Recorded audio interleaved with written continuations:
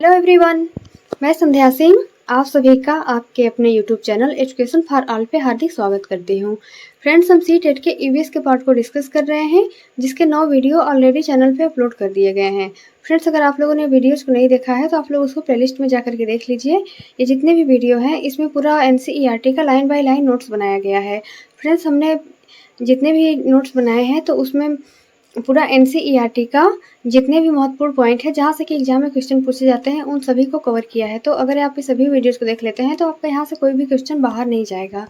तो चैनल पे अगर नए हैं फ्रेंड्स तो चैनल को सब्सक्राइब कर लीजिएगा ताकि आगे आने वाले वीडियो का नोटिफिकेशन आपको सही समय से मिल सके। तो आइए फ्रेंड्स, अब हम लोग अपने क्लास को स्टार्ट करते हैं। जैसे पहला यहाँ पे मधुबनी चित्रकला के बारे में दिया है, तो इसको हम लोग देखेंगे कि जो मधुबनी चित्रकला है ये कहाँ का चित्रकला है और इसकी क्या विशेषताएं हैं। जैसा कि आप यहाँ पे चित्र में देख सकते हैं कि ये जो चित्रकला है ये मधुबनी चित्रकला का ही यहाँ पे फोटो लगाया गया है। ये जो यहाँ पे लगाया गया है फिगर, तो ये बुक का ही है, बुक का स्क्रीनशॉट लेकर के यहाँ पे लगाया गया है। तो यहाँ पे इसमें देखते हैं तो इस डिजाइन को मधुबनी कहते हैं। ये जो पेंटिंग यहाँ पे दिख रहा है तो इसको मधुबनी कहा जाता है। यह चित्रकला बहुत ही पुरानी है। ये जो चित्रकला है ये बहुत ही पुरानी है। और इस चित्रकला का नाम मधुबनी क्यों पड़ा, तो इसको मधुबनी क्यों कहा जाता है, तो इसलिए कहा जाता है क्योंकि मधुबनी में बिहार नाम का एक जिला है। बिहार में मधुबनी नाम का एक जिला है। यहाँ पे त्योहारों और खुशी के मौक़ों पर वहाँ घर की दीवारों पर और आंगन में इस तरह के चित्र बनाए जाते हैं। तो ये जो मधुबनी चित्रकला है ये बिहार के मधुबनी ज़िले में इस तरह का चित्र बनाया जाता है। और ये चित्र कब बनाया जाता है, तो ये त्योहारों और खुशी के मौक़ों पर वहाँ के घर की दीवारों और आंगन में इस तरह के चित्र बनाए जाते हैं। यह चित्र पीसे हुए चावल के घोल में रंग मिला करके बनाए जाते हैं। ये जो चित्र होता है तो ये किस चीज़ से बना होता है, तो ये चावल होता है उसको पीस करके यह चित्र पीसे हुए चावल के घोल में रंग मिला करके बनाए जाते हैं। फिर ये रंग भी जो रंग बनाया जाता है तो यह रंग भी खास तरह के होते हैं। जो रंग बनाया जाता है तो इनको बनाने के लिए नील, हल्दी, फूल, पेड़ों के रंग आदि को इस्तेमाल किया जाता है।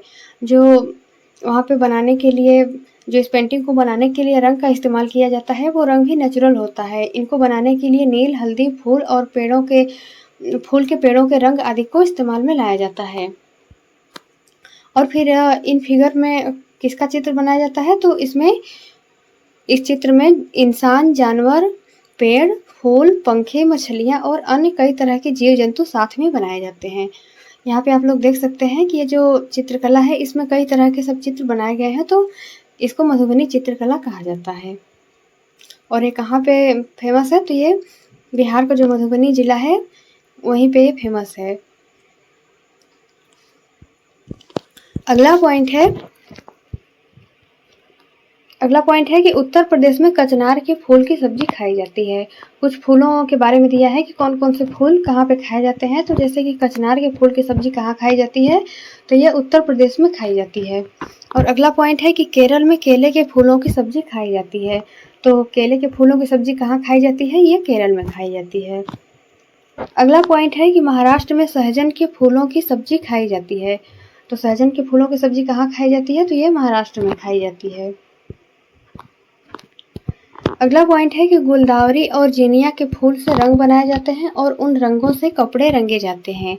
तो गुलदावरी और जिनिया के फूल से रंग बनाए जाते हैं और इन रंगों का इस्तेमाल कहाँ किया जाता है, तो इन रंगों का इस्तेमाल कपड़ों को रंगने में किया जाता है। और फिर अगला पॉइंट है कि गुलाब जल ग्लिसरीन की बराबर मात्रा मिलाकर उसमें कुछ बूंद नींबू का डालकर लगाने से सर्दी में त्वचा नहीं फटती। तो इसमें दिया है कि जो गुलाब जल और ग्लिसरीन की बराबर मात्रा मिला करके अगर उसमें कुछ बूंद नींबू का डाल करके उसको सर्दी में लगाया जाए तो त्वचा नहीं फटती है। अगला पॉइंट है कि उत्तर प्रदेश का कन्नौज जिला इत्र के लिए प्रसिद्ध है। तो उत्तर प्रदेश का जो कन्नौज जिला है किसके लिए फेमस है, तो ये इत्र के लिए फेमस है। अगला पॉइंट है कि घर को गोबर से पोतने पर मिट्टी में कीड़ा नहीं लगता है। जैसे कि एग्जाम में क्वेश्चन पूछा जाता है कि घर को गोबर से क्यों पोता जाता है, इसका क्या उद्देश्य है, तो इसको गोबर से इसलिए पोता जाता है क्योंकि जो मिट्टी होता है उसमें कीड़ा ना लगे। तो गोबर से पोतने का उद्देश्य यही होता है कि मिट्टी में कीड़ा ना लगे। अगला पॉइंट है कि लकड़ी को दीमक से बचाने के लिए नीम और कीकर की लकड़ियाँ साथ में रखी जाती हैं। तो दीमक जो लकड़ी होते हैं उनको दीमक से बचाने के लिए क्या रखी जाती है उनके साथ में, तो लकड़ियों को दीमक से बचाने के लिए उनके साथ में कीकर और नीम की लकड़ियाँ साथ में रखी जाती हैं। अगला पॉइंट है कि बरगद के पेड़ की जड़ें उसकी टहनियों से निकलती हैं। जो बरगद के पेड़ की जड़ें होती हैं तो वे कहाँ से निकलती हैं, तो वो जड़ें जो होती हैं वे उनकी टहनियों से निकलती हैं और बढ़ करके यह ज़मीन के अंदर चली जाती हैं। ये जड़ें पेड़ को सहारा प्रदान करती हैं। जो बरगद के पेड़ होते हैं उसकी जो जड़ें होती हैं तो वह उसकी टहनियों से निकलती हैं और यह जो जड़ें होती हैं ये बढ़ते बढ़ते ज़मीन के अंदर चली जाती हैं, जो कि ये जो जड़ें होती हैं ये पेड़ को सहारा प्रदान करती हैं। क्योंकि पेड़ बहुत ही लंबा चौड़ा होता है और बहुत भारी होता है, तो इसको सहारा प्रदान करना ज़रूरी होता है ताकि ये गिरे ना। तो इसके लिए जो ये इनकी जड़ें निकली होती हैं तो ये इनकी जड़ें निकलने के बाद फिर ये बढ़ते बढ़ते ज़मीन में चली जाती हैं और ज़मीन के अंदर जा कर के इसको सहारा प्रदान करती हैं। जैसे कि आप लोग यहाँ पे फिगर में देख सकते हैं कि ये जो टहनियाँ निकली हुई हैं, ये टहनियों में से जो ये जड़ें निकली हुई होती हैं तो ये जड़ें ऐसे बढ़ते बढ़ते यहाँ ज़मीन में चली जाती हैं और ये ज़मीन में जा कर के इस पेड़ को सहारा प्रदान करती हैं। अगला पॉइंट है कि दूसरे पेड़ों की तरह ज़मीन के अंदर भी बरगद की जड़ें होती हैं।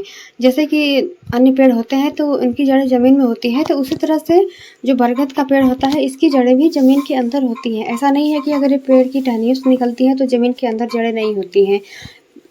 इनके पेड़ की टहनियों से तो जो जड़ें होती हैं वो निकलती ही हैं, साथ में इनके अंदर भी जो जड़ें होती हैं वो इनके ज़मीन के अंदर भी बरगद की जड़ें होती हैं। अगला पॉइंट है कि ओक के पेड़ ऑस्ट्रेलिया में पाए जाते हैं। तो ओक के पेड़ कहाँ पाए जाते हैं, तो ये ऑस्ट्रेलिया में पाए जाते हैं। और ये इस पेड़ की क्या खासियत है, तो इस पेड़ की जो विशेषताएं हैं उसके बारे में देखते हैं। जो ये ओक का पेड़ है, इस पेड़ में बहुत ही कम पत्तियां होती हैं। इस पेड़ की जड़ें ज़मीन में बहुत ही गहरी जाती हैं जब तक कि जड़ें पानी तक न पहुंच जाएं। ये जो ओक का पेड़ है इसमें बहुत ही कम पत्तियां होती हैं और इस पेड़ की जो जड़ें होती हैं बहुत ही गहरी जाती हैं जब तक कि इनकी जड़ें पानी तक न पहुंच जाएं। यह पानी पेड़ की तनों में जमा होता रहता है। जब ये जड़ें पानी तक पहुंच जाती हैं तो ये जड़ें जो होती हैं नीचे से पानी इकट्ठा करती रहती हैं और अपने तनों में जमा करती रहती हैं। तो जो पानी होता है ये इनकी तनों में जमा होता रहता है। और जब कभी इस इलाके में पीने का पानी नहीं होता है तो वहाँ के लोग इसके तने के अंदर पतला पाइप डाल करके पानी निकाल लेते हैं।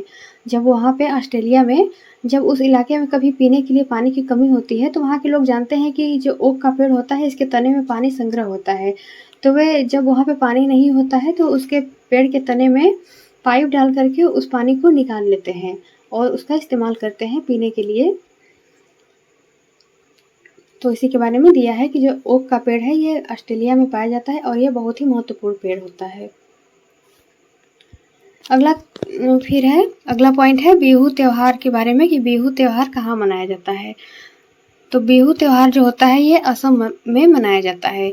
ये असम का बहुत ही प्रसिद्ध त्योहार है। यह त्योहार कब मनाया जाता है, तो यह त्योहार चावल की नई फसल काटने के उपलक्ष्य में मनाया जाता है। जब असम में चावल की नई फसल कटती है तो उसी की खुशी में जो बिहू त्योहार है यह मनाया जाता है। और फिर अगला पॉइंट है कि माघ बिहू 14-15 जनवरी को मनाया जाता है। जो माघ बिहू होता है वह कब मनाया जाता है, तो वह 14 से 15 जनवरी को मनाया जाता है। जैसे कि हम लोगों के यहाँ जो होता है ये 14-15 जनवरी को मकर संक्रांति मनाया जाता है और ये मकर संक्रांति भी नई फसल कटने के उपलक्ष्य में ही मनाया जाता है। तो उसी तरह से जो वहाँ पे असम में बिहू त्योहार मनाया जाता है तो वो भी चावल की फसल कटने की खुशी में ही मनाया जाता है। अगला पॉइंट है कि बोरा असम में खाए जाने वाले चावल की एक किस्म होती है जो कि पकने के बाद चिपचिपी हो जाते हैं। जो बोरा है, तो बोरा क्या है, तो असम में खाए जाने वाला एक चावल की किस्म है। जो बोरा है वो चावल की एक किस्म है जो कि असम में खाया जाता है। अगला पॉइंट है कि गुरुद्वारे में एक साथ खाना पकाने और खाने को लंगर कहते हैं। तो जो गुरुद्वारा होता है उसमें एक साथ खाना पकाना और उसको एक साथ खाने को लंगर कहते हैं। और फिर अगला पॉइंट है कि पोचमपल्ली तेलंगाना में है। जो पोचमपल्ली नामक स्थान है ये कहाँ पे है, तो ये तेलंगाना में है। और जो पोचमपल्ली स्थान है यहाँ पे अधिकतर परिवार जो होते हैं वो बुनकर हैं। और जो पोचमपल्ली स्थान है यहाँ पर एक खास तरह की बुनाई की जाती है जिसे कि पोचमपल्ली कहते हैं। यहाँ पे बुनाई रहेगा। तो जो पोचमपल्ली स्थान है ये तेलंगाना में है और यहाँ के ज़्यादा परिवार बुनकर हैं। और जो ये बुनकर परिवार हैं ये एक खास तरह की बुनाई करते हैं जिसको कि पोचमपल्ली कहते हैं। और इस बुनाई का नाम भी वहाँ की जगह के नाम पर ही पड़ा है। इसके धागे को जो पोचमपल्ली नामक जो बुनाई होती है तो जो इसका धागा होता है इसके धागे को उबलते पानी में डाल करके उसकी गंदगी को साफ किया जाता है और फिर धागों को रंग करके सुखा लिया जाता है। धागों की गठियाँ करघों पर लपेट करके कपड़े बनाए जाते हैं। तो जो पोचमपल्ली नामक की बुनाई है तो इसको बुनने के लिए जो इसके धागे होते हैं उसको उबलते पानी में डाल करके उसकी गंदगी को साफ किया जाता है और फिर जो धागे होते हैं उसको रंग करके सुखा लिया जाता है। धागों की गठियाँ करघों पर लपेट करके कपड़े बनाए जाते हैं। तो इसके जो धागे होते हैं इसको करघों पर लपेट करके इससे कपड़े बनाए जाते हैं। और जो ये पोचमपल्ली जो बुनाई है यह बहुत ही फेमस बुनाई है। अगला पॉइंट है कि अबू धाबी के बारे में कि अबू धाबी एक रेगिस्तानी इलाका है। जो अबू धाबी नामक स्थान है तो ये एक रेगिस्तानी इलाका है। और ये अबू धाबी कहाँ पे है, तो ये अबू धाबी जो है ये संयुक्त अरब अमीरात की राजधानी है। और जो अबू धाबी नामक स्थान है यहाँ पर पानी बहुत ही कीमती है क्योंकि इसकी जो ज़मीन है इसके नीचे पानी पाया ही नहीं जाता, इसलिए यहाँ पे जो पानी है वो बहुत ही कीमती है। अगला पॉइंट है कि यहाँ की रेतीली ज़मीन के नीचे पानी नहीं है बल्कि तेल है। जो अबू धाबी नामक स्थान है तो वहाँ रेत ही रेत पाए जाते हैं और इन रेतों के नीचे जो ज़मीन है इसके नीचे पानी नहीं पाया जाता है बल्कि तेल पाए जाते हैं, इसीलिए जो वहाँ पे पेट्रोल है वो पानी से भी सस्ता मिलता है। अगला पॉइंट है कि अबू धाबी में सिर्फ खजूर के पेड़ ही दिखाई देते हैं क्योंकि जो खजूर के पेड़ होते हैं वो वहाँ की परिस्थितियों के अनुकूल होते हैं, वहाँ की जलवायु के अनुकूल होते हैं। तो इसलिए अबू धाबी जो स्थान है तो वहाँ पे केवल खजूर के पेड़ ही दिखाई देते हैं। और फिर अगला पॉइंट है कि जो अबू धाबी की मुद्रा है तो उसको क्या कहा जाता है, तो अबू धाबी की मुद्रा को दिरहम कहा जाता है। फिर अगला पॉइंट है कि वहाँ पे कौन सी भाषा बोली जाती है, तो अबू धाबी में अरबी भाषा बोली जाती है।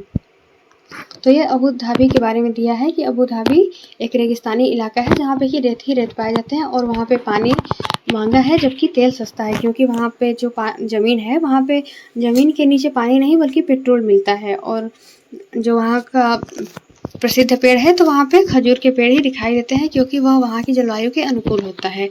और फिर अबू धाबी की मुद्रा दिरहम कहलाती है और वहाँ पे अरबी भाषा बोली जाती है। आगे अगला पॉइंट है कि फूलों की घाटी जो है, ये फूलों की घाटी कहाँ पर है, तो फूलों की घाटी उत्तराखंड में है। इसको आप लोग ध्यान में रखिएगा कि जो फूलों की घाटी है ये कहाँ पे है, तो ये उत्तराखंड में है। इस वीडियो में बस इतना ही था। अब हम लोग जो अगला नेक्स्ट टॉपिक है उसको हम लोग नेक्स्ट वीडियो में कवर करेंगे। तो वीडियो देखने के लिए आप लोगों का बहुत बहुत धन्यवाद।